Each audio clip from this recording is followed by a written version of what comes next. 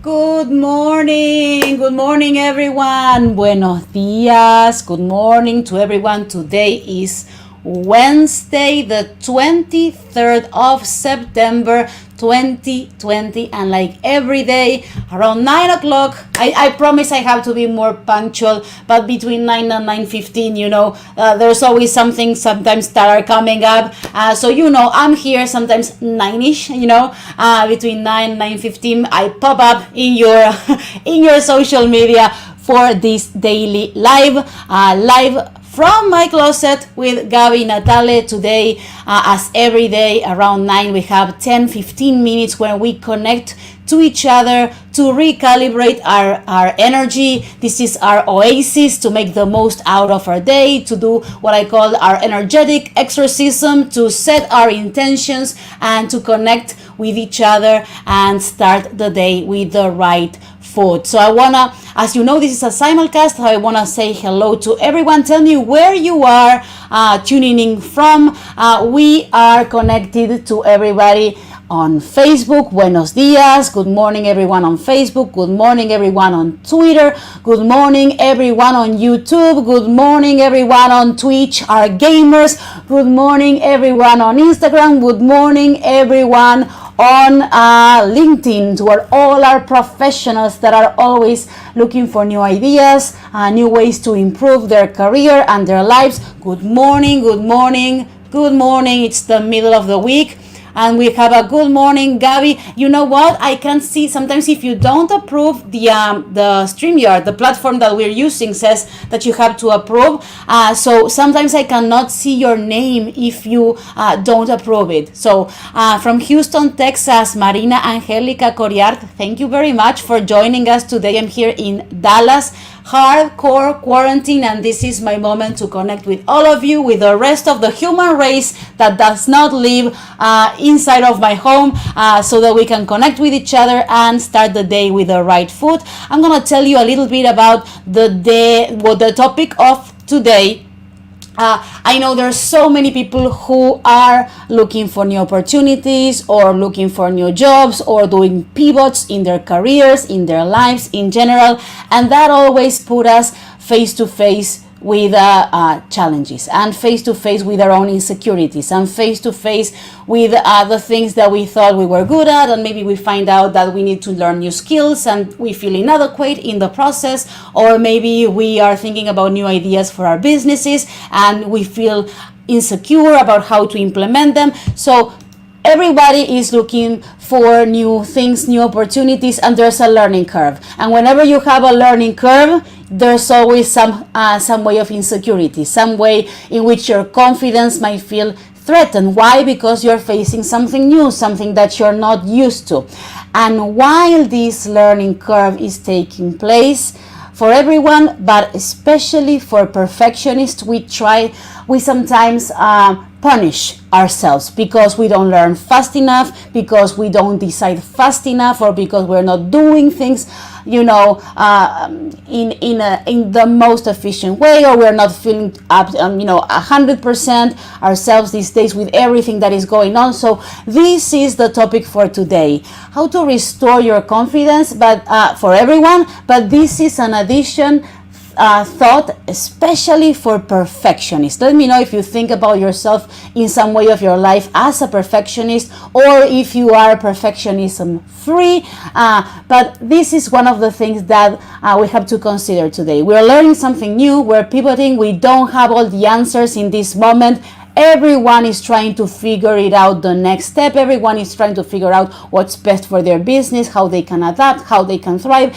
And when you have a learning curve, you have to check with yourself, what is your attitude towards learning something new? What is your attitude towards a changing environment? And if you're a perfectionist, probably you want to have all the answers from day one, and you might even punish yourself for not having all the answers. So that is today's topic. Diana Hoyos, I love this topic. Hello, good morning, Diana Hoyos. So that's what we're going to talk about today. Perfectionists, beware. We have to be more flexible. I am guilty of being a perfectionist as well in many areas of my life, and we tend to be very rigid, especially when things change. So flexibility is one of the things that we have to exercise in these moments. So having said that, what we're going to do is we're going to have the credits for today's show, and in 20 seconds we start with Live with Gabby from the Closet today, Wednesday. There has never been a better time to be a pioneer than right now.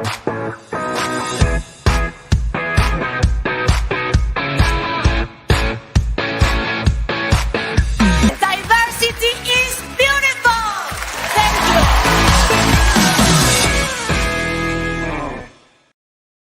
Good morning, everyone. It's Glevi from Florida. Glevi, besitos. Glevi, I don't know why I cannot see your name.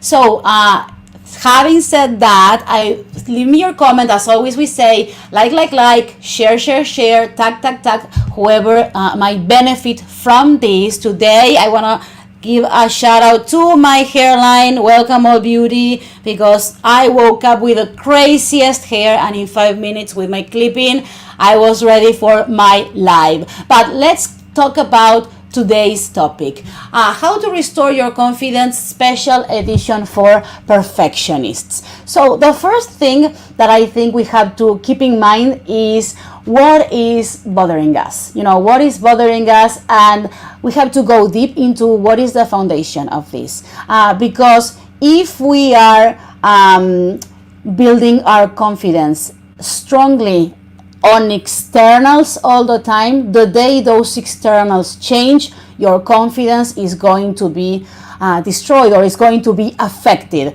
So the first thing that I think we have to acknowledge is that you're so much more than your job title. You're so much more than whatever possessions you have right here, right now. You're so much more than your achievements or your relationships. All of those are wonderful things, but they are all externals. And when the world shakes, or your world shakes, and these externals change, if you put all your confidence or most of your confidence in those externals, then you're going to feel like your world is being destroyed. Then you're going to feel like your world is upside down.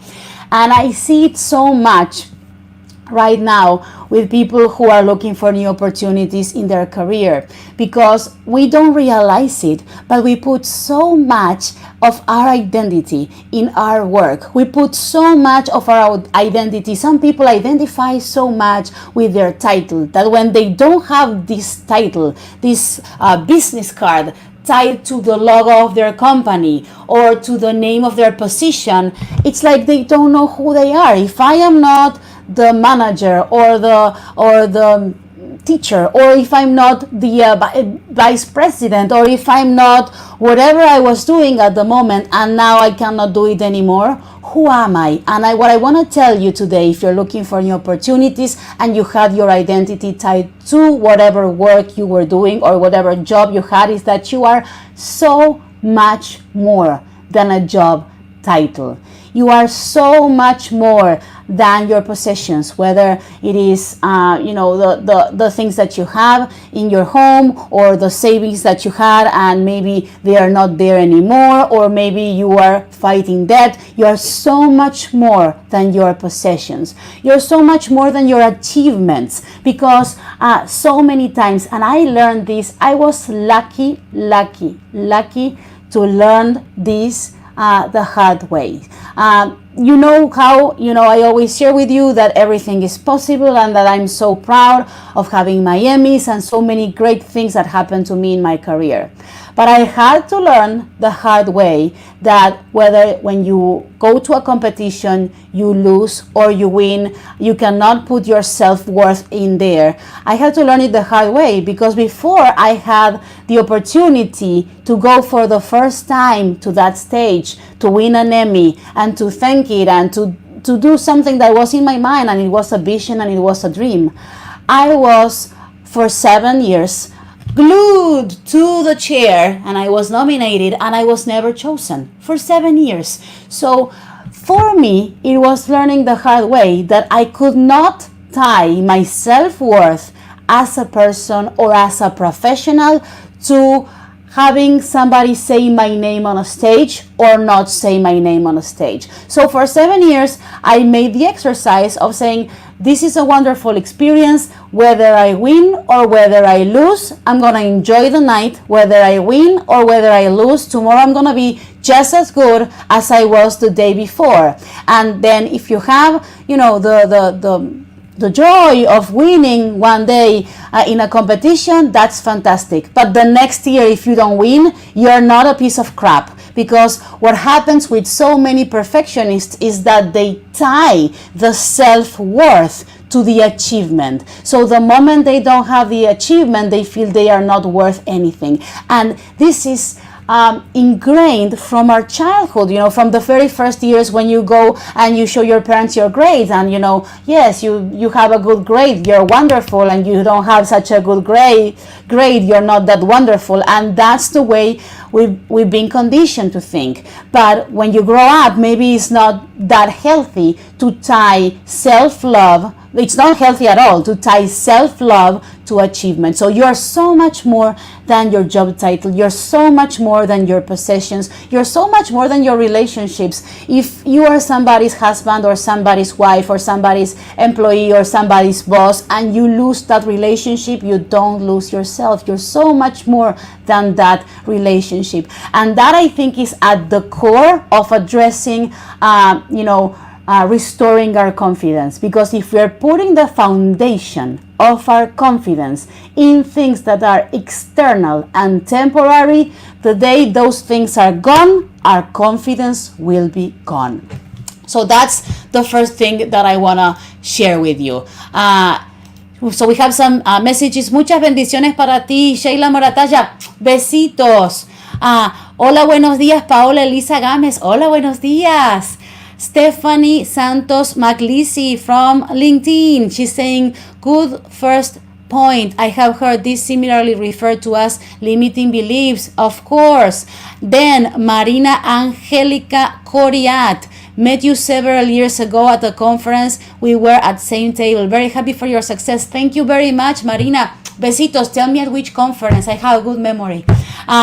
So this is the first one. You are so much more than your job title, your achievements, your relationships, your possessions. Don't put your self-worth there, because if one day that's not there, then you're going to start doubting yourself. Now, especially for perfectionists, we have to focus on what is instead of obsessing with what is missing, obsessing with the things that we don't have or the things that we don't are. Whenever you listen to somebody in an interview or in a conversation, it's like it's a virtue. People tend to say, I'm such a perfectionist. I always like things to be wonderful. And it's true, it can be a virtue, but there are moments in your life when being a perfectionist can be harmful for yourself, because there's a difference between self-improvement and self-hate. When you look at yourself and your work, if everything you can see are the things that are missing, if everything that you see are the things that you made mistakes on, without acknowledging all the good things that you have done, if you look at a picture of yourself and all you see is all the parts of your body that you don't like, all the parts of the picture that you don't like, or you're looking, for example, in the beginning, I remember when I was doing interviews and I was looking at the raw footage, all I was paying attention all the time was the times where I either made a mistake, or the times where I had to do a question and I was doubting, or the times where something did not kind of flow. And it's good to keep an eye on those things, because probably that's the key to keep improving. But if all you're seeing and all you're obsessing with are the things that are missing, you're going to cross a very dangerous line. And that is the line between self-improvement and self-hate. hate. That's the line that you don't want to cross, because when you cross that line and you set a goal and then you don't fulfill that goal, you start punishing yourself for not fulfilling that goal, and that's not a healthy way to go through life. So pay a lot of attention if you're a perfectionist, with not focusing or obsessing so much with what is missing. It's more healthy to keep that in mind, make some notes. You always have a chance to improve the next time. You will always have a chance to make it better the next time, but don't punish yourself so harshly. Take a picture, see the whole picture. The good things that usually most of them are good things, and then the things that you can improve on. Now, the third one, it has to do with Roberto Natale, my father is here. Besitos for my father. Sometimes the better becomes the enemy of the good. Yes, sometimes you focus so much on what can be better. People say done is better than perfect. You must appreciate what you did and what you get with your effort. Te amo, papi. Besitos. I love you. I love you because here in social media, everything mixes up. My father, somebody we met at a reception, people that, don't know me and we've never met in person. And that's the beauty, I think. That's the beauty of social media. So for my papa, besitos. Thank you for being here today. And then we have a third one that is look around and see in your life, in your room, in your existence, right here, right now, what are the things that used to be a goal that are now a reality for you? I think that's such a big reality check, because when you are when you're doubting yourself, when you don't think about yourself that you're going through a good moment, or that you are being a perfectionist and you are boycotting yourself, thinking all the time about the things that are missing instead of the things that are already here. A great example is look around your room, look around your life, look around, whatever is surrounding you, and look at the things that once used to be a goal in your past and now they are a reality in your life. For example, I'm doing this live in English. There was one day where I was not fluent enough to speak English. So just the fact that I am here, that I am in front of the camera, that I'm doing this in English was a goal from the past that is now a reality. Think about what are the skills that you have right now, that you have learned, that were a goal for you in the past. Think about, the challenges that you had in the past also, that you were able to overcome, not just the goals. So many people had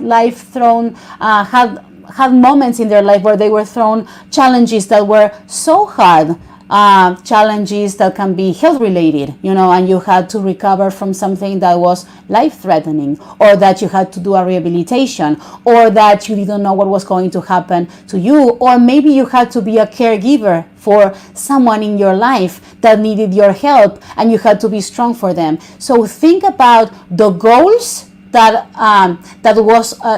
things that were goals in your past that are now a reality, but also think about the battles that you have fought in the past and you were able to overcome. And I think that is one of the things that make you feel the most powerful, because it gives you something that you don't have when you're in the middle of the storm, and that is perspective. When you look at when you look at the big picture, when you look at all the things that are happening, not just right here, right now, that you don't know how to solve, but the things that have happened in the past that you were able to solve, and the times where you felt as lost as you feel today, but you were able to somehow figure it out.